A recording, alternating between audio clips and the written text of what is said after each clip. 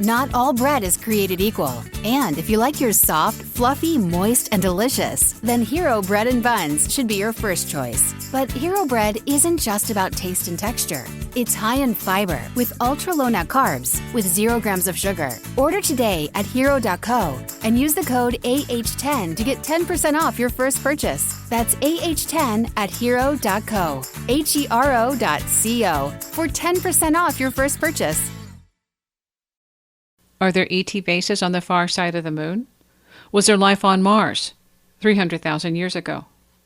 The origin of the races that came to this planet. Where did they come from? What other planets? All of that is in the book, The Thiaoouba Prophecy, first written as Abduction to the Ninth Planet by Michel Desmarquet. After he wrote this book, and he was trying to promote the book, and people didn't believe his messages, and for a long period of time, he was really, really depressed. He really had a major breakdown, psychological breakdown. He told some of his close friends, "You don't know what this kind of people did to my life. They destroyed my life." This is how actually he felt at that time.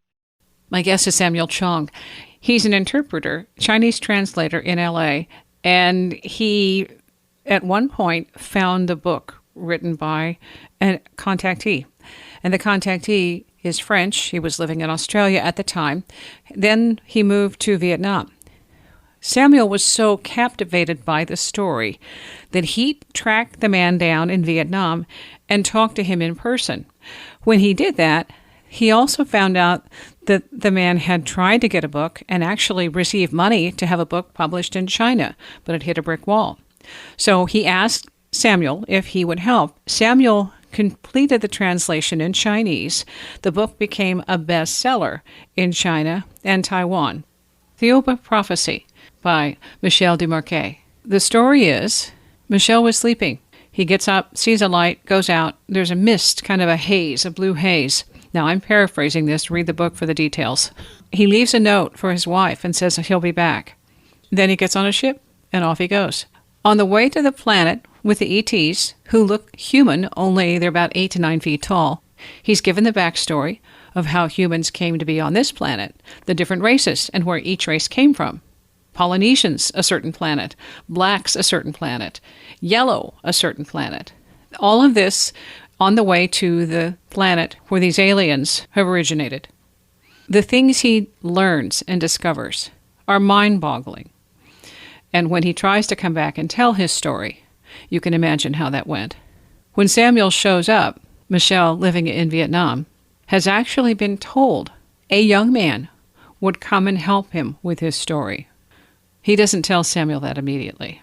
Skipping to where he's been given the backstory about where humans on this planet have come from. And he's continuing on to the Thiaoubans' planet. Again, they're 8 foot tall. They look like us. Androgynous, though. Here's Samuel. They arrived at the planet Thiaoouba, which is also called by the author a golden planet, because he saw a lot of golden mists before arriving on that planet. And he also saw a lot of bright colors and bright light. And he had to wear like a facial mask or like sunglasses to filter out the strong light and strong colors in order to be able to see everything. And that's very interesting, because in the book it also talks about the effects of color on people. Interestingly enough, I read another book called chromotherapy or color therapy. Before the invention of antibiotics, a lot of people in the U.S., also in India, used colors to cure different diseases or to heal different diseases. And the effects of blue color can be verified by modern science to have antibacterial, antiviral effects. This is actually a research paper by Harvard Medical School. I would suggest you to check it out, the effect of blue color. And also, modern science also say green color has the effects of treating migraines. So if you have a headache or migraines, you can just have blue, like a green color to shine on you, and in about 20 minutes after a few treatments or a few sessions, you wouldn't have migraines anymore. So this is done by scientific research, modern research. So this book actually emphasizes the effects of colors on people. And a lot of other interesting details, such as ET technologies, where Michel Desmarquet saw that they can actually make water from air. And he was also told that they can also split the hydrogen-oxygen covalent bond from water molecules. So if we can do that, we can extract all hydrogen as a source of energy power. So we can actually use water as an energy source. And actually the key, I did some research, the key is to find the exact frequency or vibration so that it causes a resonant effect on the water molecules, so that the hydrogen can be separated from water molecules more effectively or more efficiently. This is actually done by people in the past. There's a guy who in the 70s invented a water-powered car. And then he mysteriously died. And I think people interested can check out this fact. And this book talks about the urgency of inventing hydrogen engine that ran on water. There's a lot of tech information in there suggesting that we have the ability to do some of these things, and we really need to get with the program and start being more guardians of our planet instead of exploiting the planet. Yes, and I would suggest engineers or inventors check out Stanley Meyer, water-powered cars, and also can check out other inventors, not just Stanley Meyer, but also other people from Greece, from Brazil, from other countries, or even Japan. They invented engines that run on water. But somehow, if they try to patent their inventions, they just don't get commercialized because of the special interest groups like the petroleum companies and also other special interest groups. Well, it makes sense because they're already making a profit, and this would deviate and take away from that. So it's competition. Yes, exactly. And also there are a lot of cures, natural cures that I learned, but they're suppressed by the pharmaceutical companies. And same thing is happening right now with the situation we are having right now. Thiaoouba Prophecy by Michel Desmarquet. Samuel interviewed Michel before he died. He has other pieces of information that he hopes to include in a future book.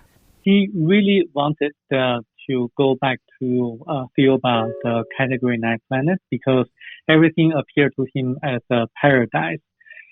He didn't know he was coming back. He was thinking they were taking him to another place. But when he landed on Earth, he was really, really kind of depressed, because when you were shown a paradise and when you were told you don't belong here, you have to go back and write a book.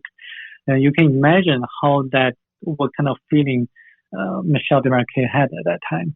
For a long period of time, he after he wrote this book, and he was trying to promote the book, and people didn't believe his messages, and for a long period of time, he was really, really depressed. He really had a major breakdown, psychological breakdown.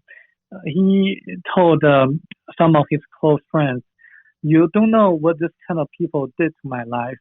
They destroyed my life." This is how actually he felt at that time. He claimed that this group of beautiful and advanced ETs destroyed his life because he lost his wife, and his wife didn't believe him at all.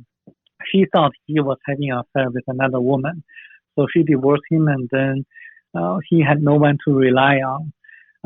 Even though he gave a lot of public lectures in the early 90s, he, in his inner emotional feelings, he really just believed that if he didn't have this kind of experience, if he weren't shown this paradise, he would have lived a very, very good life, just like a landscaper, planting vegetables and food, and also raising cattle in Australia, like a normal life.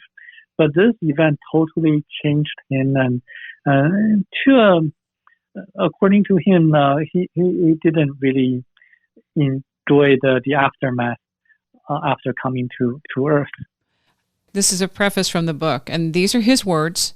I've written this book as a result of orders received in which I have obeyed. Further, it is an account of events that happened to me personally. This I affirm. I imagine that to some extent the extraordinary story will appear to some as science fiction, a story entirely invented, but I do not have the imagination that such a fabrication would require. This is not science fiction.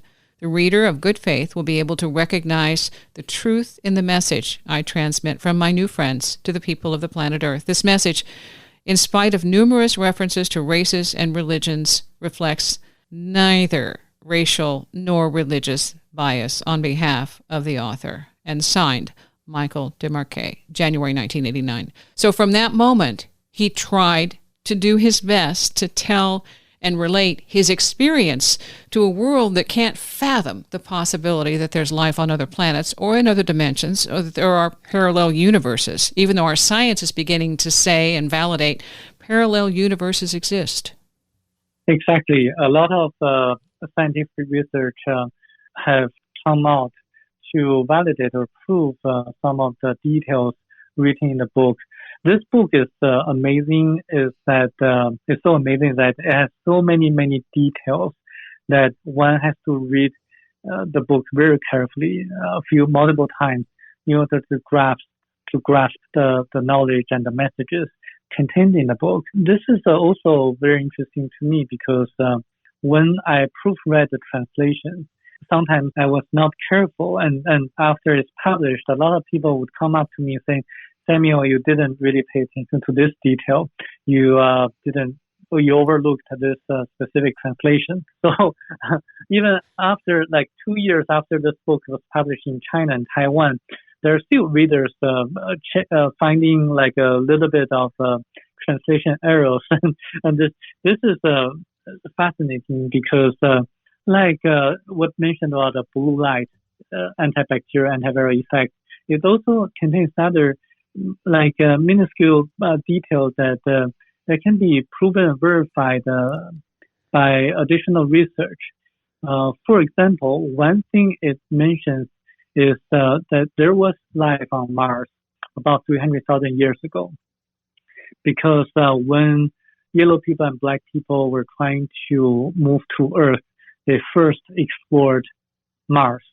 Mars at that time had a kind of people or intelligent people that were very spiritual. But because Mars was cooling down, in the book it only mentions about the cooling down of Mars. But I did additional research. When a planet cools down, it actually means the core of the planet cools down. When the core cools down, it loses the magnetic field of the planet, so that the atmosphere gets lost. So when the planet loses its atmosphere, it doesn't attract the oxygen that's essential for the people to survive on the planet. So that's what happened on Mars. So that's a very interesting detail that I found.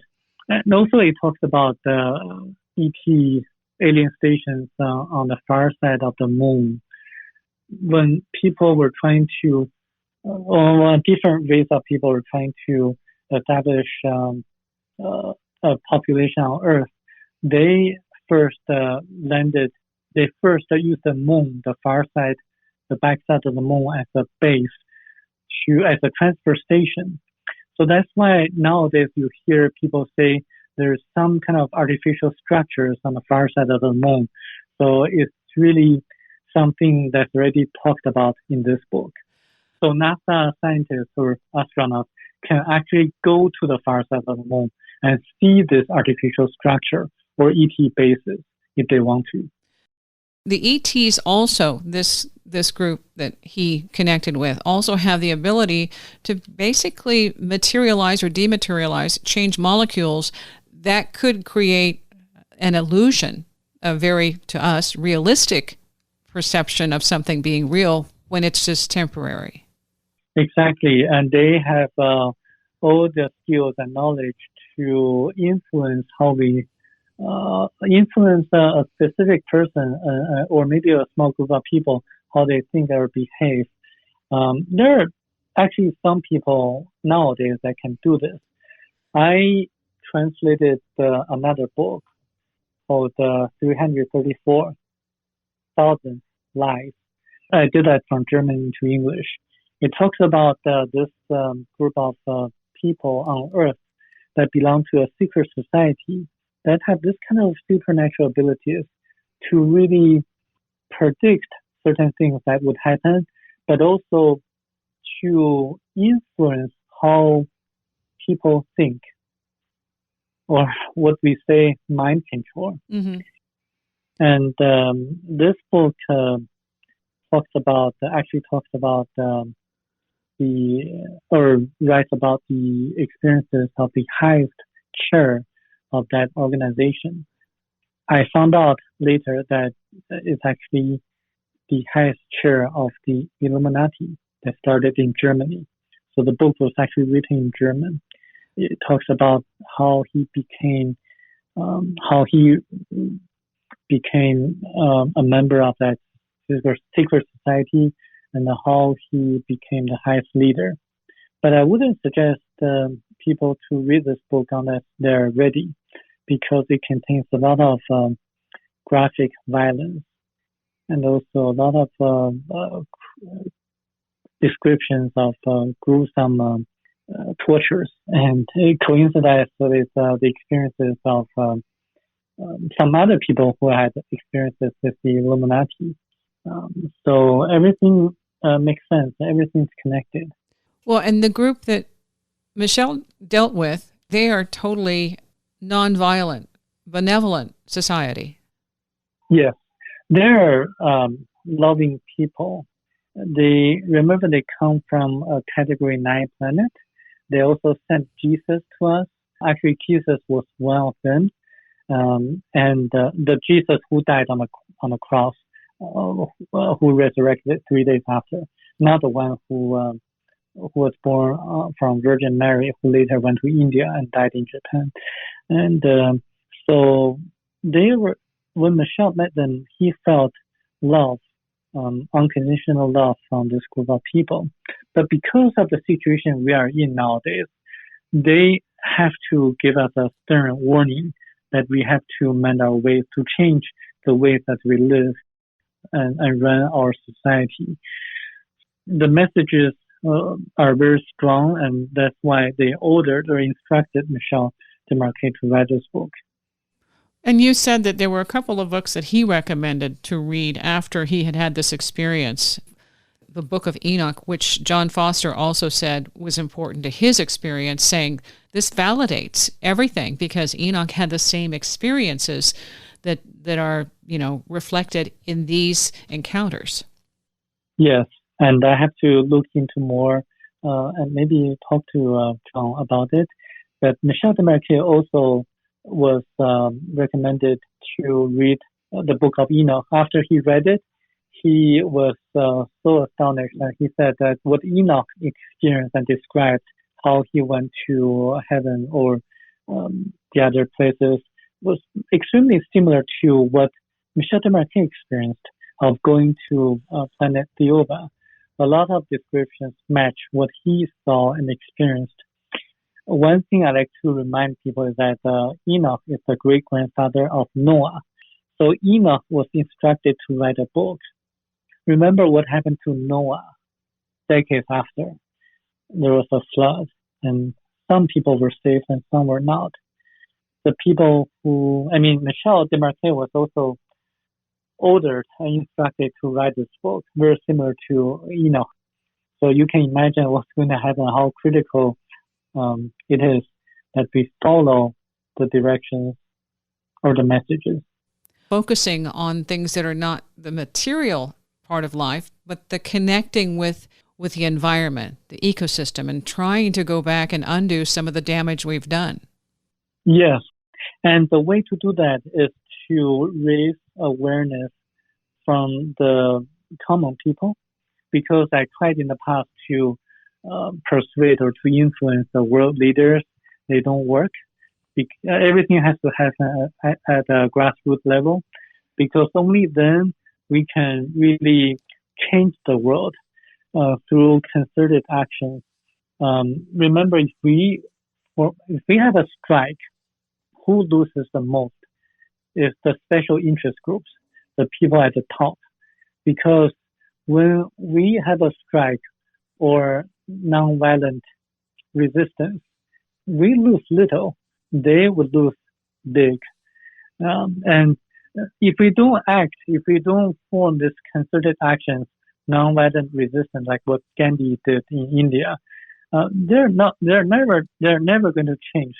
So this has to come from us, the common people at a grassroots level, through concerted action. This is why I'm putting so much energy and time to spread the messages in this book, is that we have to act together. More people, the more people who realize this by reading this book or by reading other books, the more we can really have a successful concerted action or strike. Well, it has to do with changing your thoughts. And when there is a thought on one level, then it connects with somebody else. We still are so unfamiliar with how impactful and strong our thoughts are.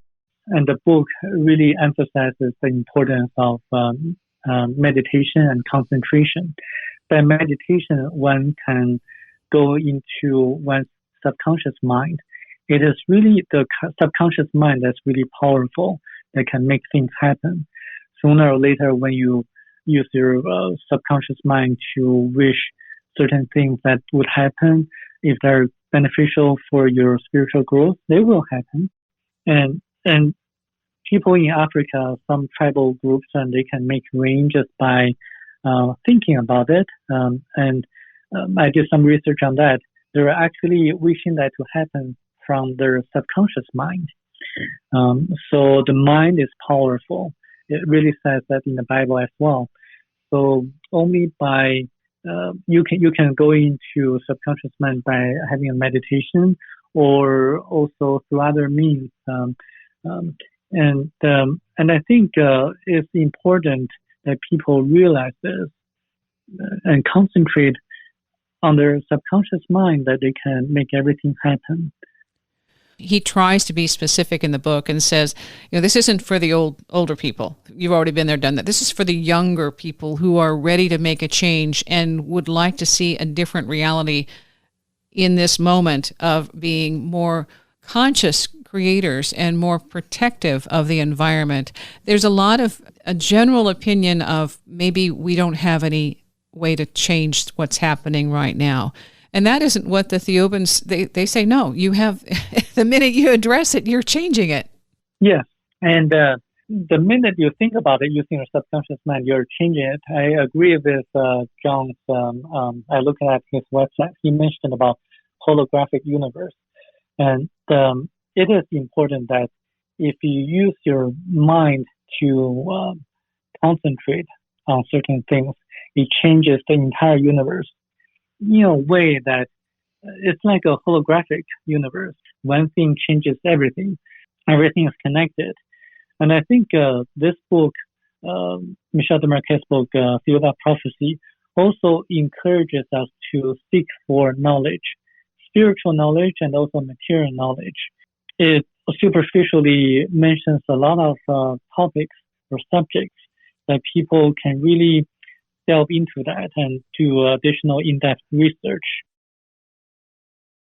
At Grainger, we're for the ones who specialize in saving the day and for the ones who've mastered the art of keeping business moving. We offer industrial-grade supplies for every industry with same-day pickup and next-day delivery on most orders, all backed by real people ready to help. So you can get the right answers and products right when you need them. Call, clickgrainger.com, or just stop by. Grainger, for the ones who get it done. Thiaoouba Prophecy by Michel Desmarquet. Samuel Chong. For example, after researching a lot of the topics mentioned in this book, I began to focus more on the realities that we're having right now, how world affairs are going towards. As a Chinese myself, I get access to certain information that a non-Chinese speaker wouldn't be able to. I get first-hand information from whistleblowers in China or from China. Currently, the pandemic is changing a lot of people's lives. But where did the virus come from, really?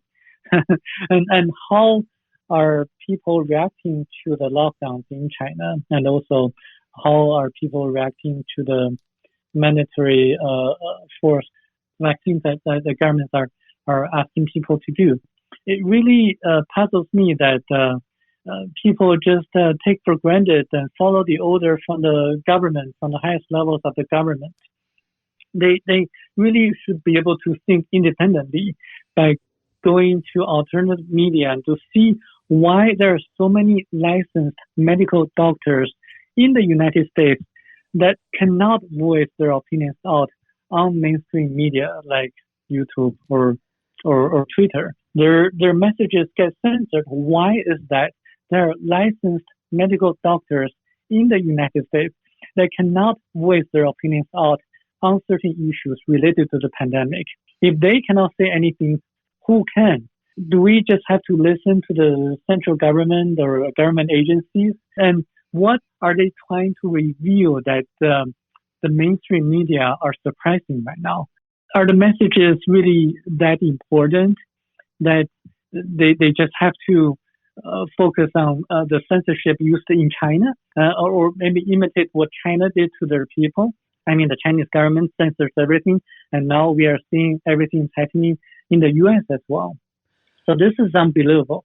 People should really think why and how everything is unraveling and to be able to do more independent thinking.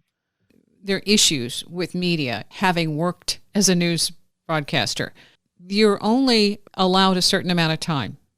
And you're going to have the hot spots, the stories that are the top of the feed, which right now it's the death of the Queen. And then there's also an issue around Donald Trump, former president, and what he had at Mar-a-Lago, and then who all's involved in that, and the investigation of January 6th. Those are going to be the top stories. And then there may be something else if somebody important dies, or if something happens in space, or a natural disaster, something, or mass catastrophe. But in news, if it bleeds, it leads. So the stories that are going to have the most volume, as in loud, and get people's attention are going to be top tier. Anything that doesn't have that same kind of effect is going to be pushed aside. When you're trying to get information that has substance, when you're going into medical information as a reporter, you have to get more details. That's time consuming. And if you're working for a news organization that pumps out headlines, there's no time to do the research. So if you put a story out and your story is incorrect, the story that's going to go out is the incorrect version.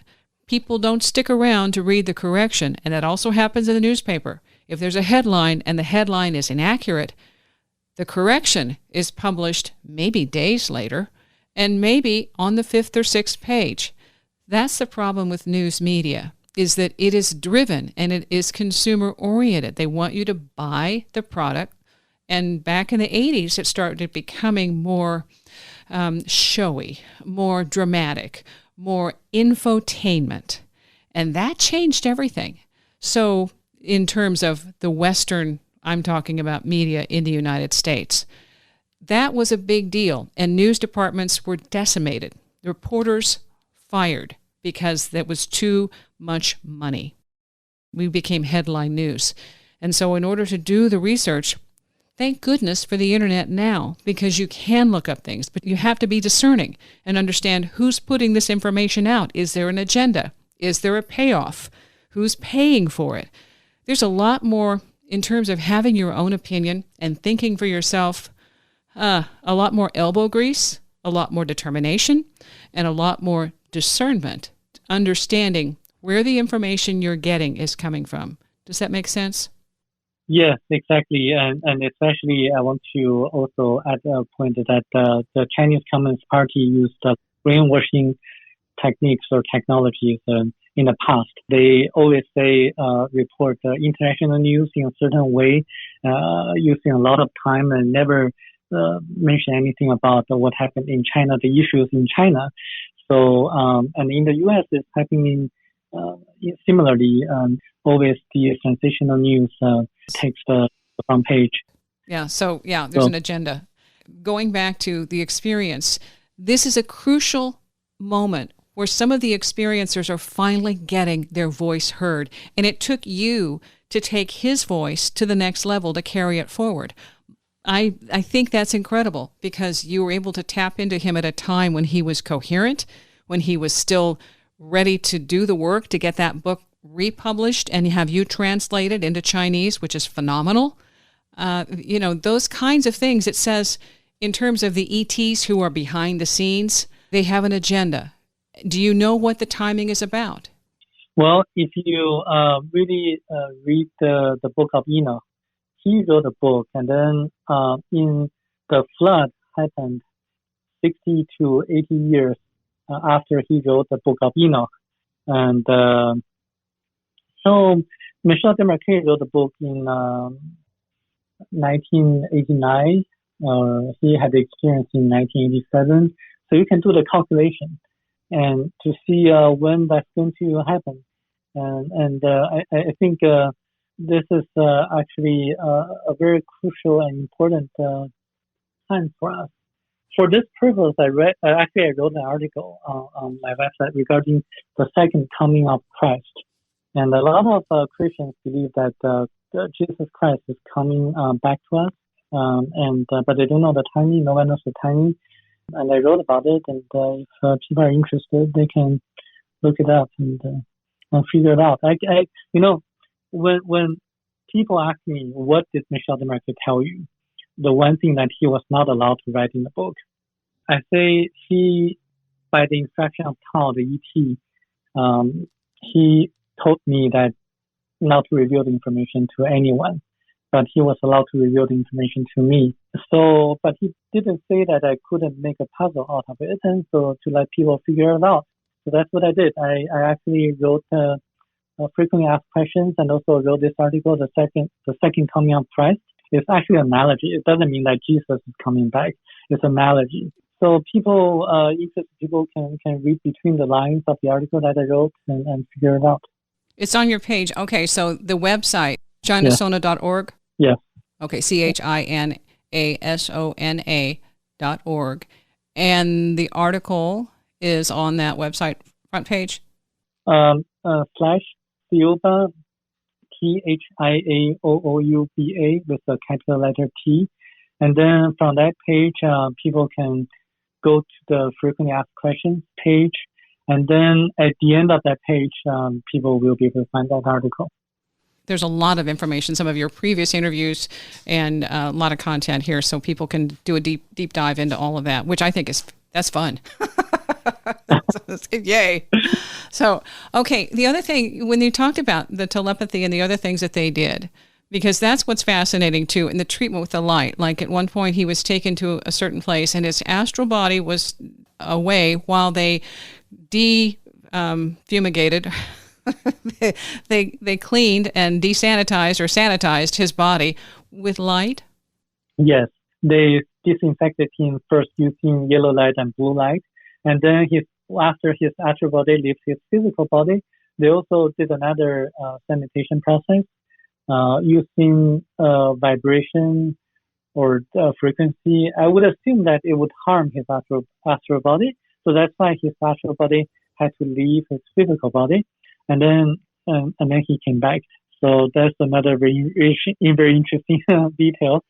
And yeah, I mean, that's just the process of showing him the other planets, that some were lesser, they weren't as evolved, and showing the difference between that and the state of evolution of the beings on those planets. Yes, and after that, he was also shown his past lives.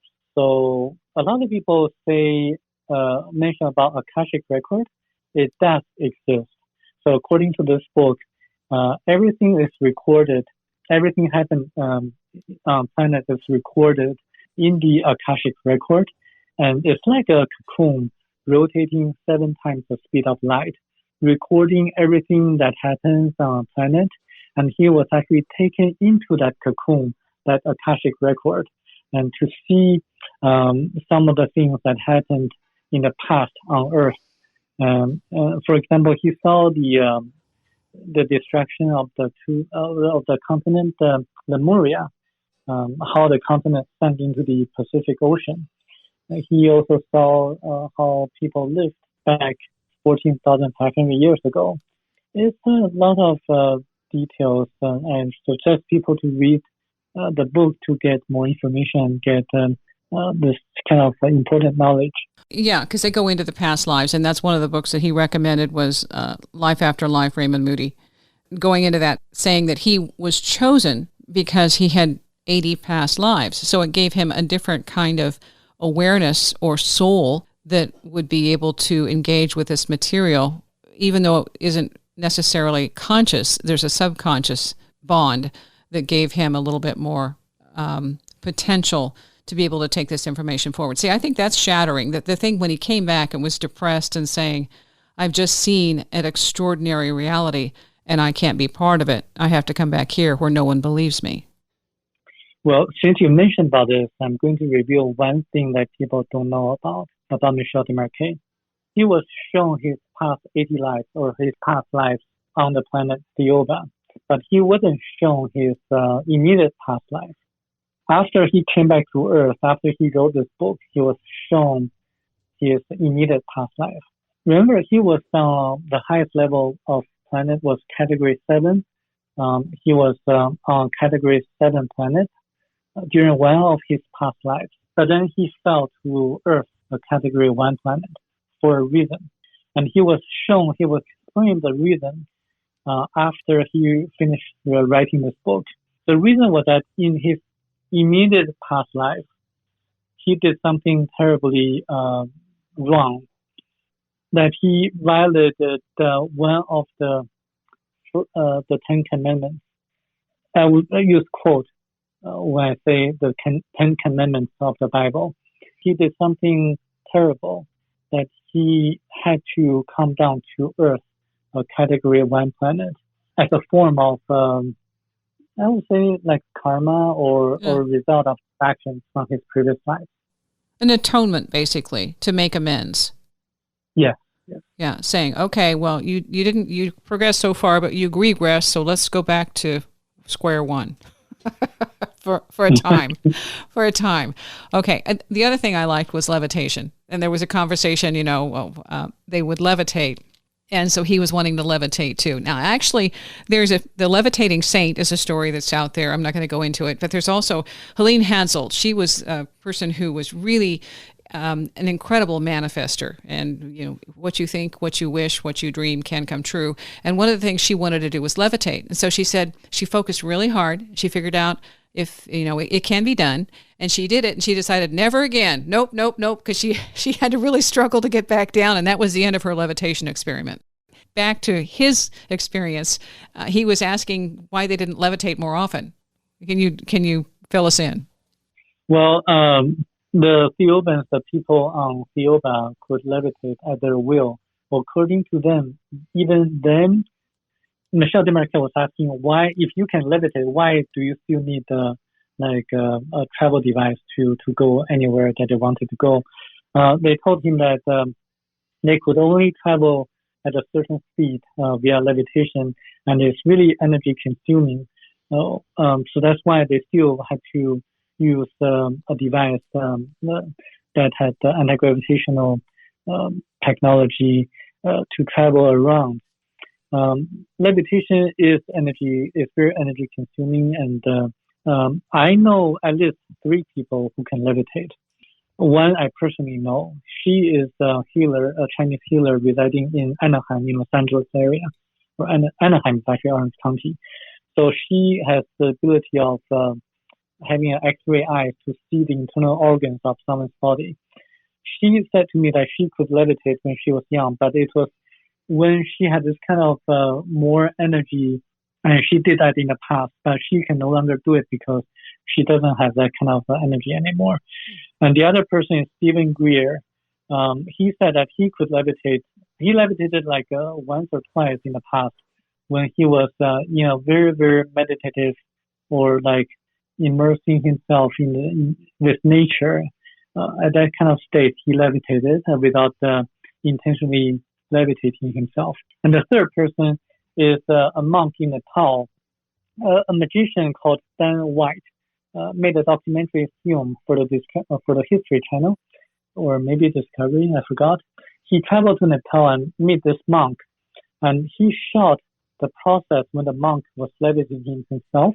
He couldn't figure out why he was able to do so. It was not by magic, the traditional, conventional, magic done by the magicians, not by that kind of magic, but he captured the moment when the monk lifted himself up.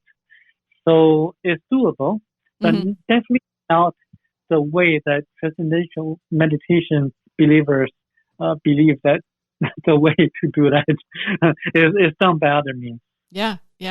Well, and that's the thing when we're talking about telepathy. There are different kinds of telepathy, but we have one word for it. And so with the ET, when something is speaking in your mind without any, on your part, effort, it feels like it's just a part of you and it's coming from inside. And it could be coming from across the universe, but that sensation is different than what we would normally call from you to I, telepathic contact. Yes, that's right. Telepathy was something that Michel Desmarquet actually experienced when he was trying to communicate with the ETs. After he came back, he also had telepathic messages sent to him by the ETs. One of the messages was actually something about the gray aliens, the gray ETs on Earth. People claim that they had implants from the ETs. It's true, according to Michel, telepathic messages from the ETs, but not as many as some people claimed. Only about 150 or so people had this kind of implants from the little grays.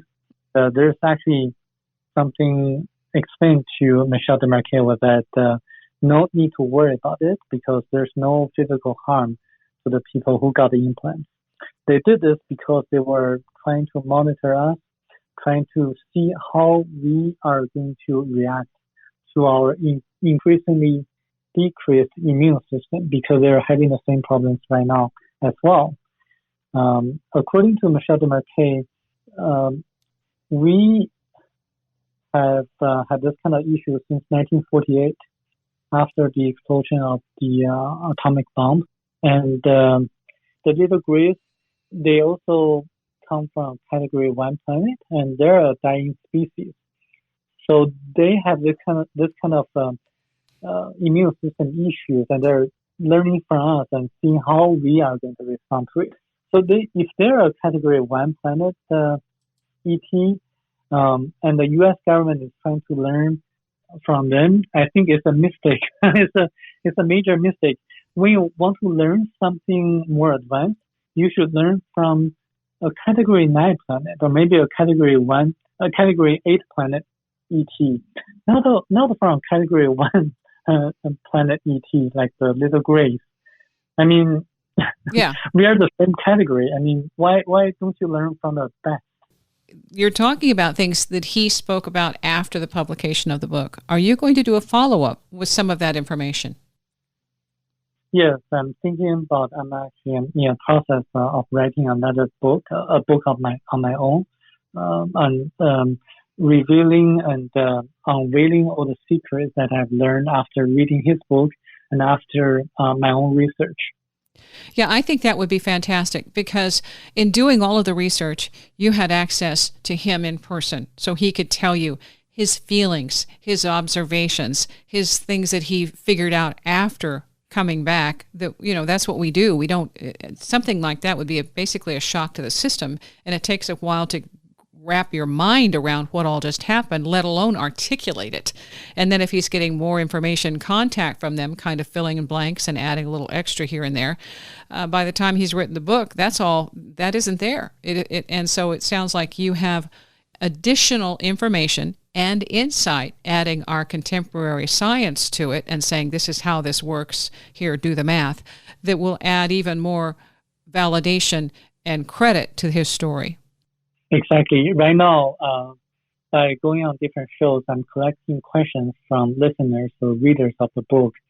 So that's going to be very helpful for me to write my own book in the future. And I'm also trying to get as much publicity as possible about Michel Desmarquet's book, because I think this book is the most important book that people should actually access and read. So if you know any like other shows or hosts that are willing to have me on their shows, please let me know, and I'll be glad to review additional information. And you also have a scholarship program.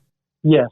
This scholarship awards to anyone who reads this book and writes about it, or invent something that could help people to grow their spirituality. So it's given $1,000 to a person each year. It doesn't matter where you're from, the UK, the US, even China or Vietnam or Cambodia, it's worldwide. And your contact information for people who would like to connect with you and send you their information, is it the website? Yes, the website by email is the best way. And that's chinasona.org. I really appreciate you taking the time to do what you're doing, because I know you, for one thing, the fact that you even found him is obviously you had an assist. This was going to happen, but then taking on the project and taking it, above and beyond just translating his book into Chinese and now continuing to promote it. That's a full-time job. Yes, and I think it's by no accident that I'm a Chinese translator who also knows Spanish. And also by working as a translator-interpreter, I have access to or get in touch with people from all different industries, not just the legal industry. So I'm in a very unique position, and I'm going to take advantage of it. I would suggest also translating to Spanish, because since you are familiar and fluent, then that's another language that reaches a whole lot of people who are already familiar with contact and not necessarily so skeptical. Yes, right now I'm trying to get the book published by a major publisher in Latin America and Spain. Mm-hmm. Having the book, the book was a bestseller in China and Taiwan, and it was done by a major publisher there in both places. So I think it's important to have a established publisher to do the work of distribution, and not self-published. It's already been translated into Spanish, but I'm just waiting for a contract signed. A major publisher in Latin America to accept the book to be published. Excellent. I'll just say congratulations in advance. Thank you. I think it's going forward. Anything you would like to add? Well, I really advise people to read the book and also realize that life is a learning process. We experience life challenges all the time. They are really important and valuable spiritual lessons, and we learn from our life lessons. And after we die, we review how we did in this life. And it's the review process that you're going to realize how everything is connected. So it's important that you know to follow the teachings of some of the gurus, including Jesus Christ, and to treat everyone nicely, to have compassion, to have unconditional love, and to seek spiritual knowledge and also material knowledge as well, so that you have a fulfilling and very, very rewarding life in this lifetime. My guest, Samuel Chen Chong, certified court interpreter, Chinese translator, galactic ambassador now, living in California. I really hope that you publish this in multiple languages because the information is timeless. Thank you so much for having me here.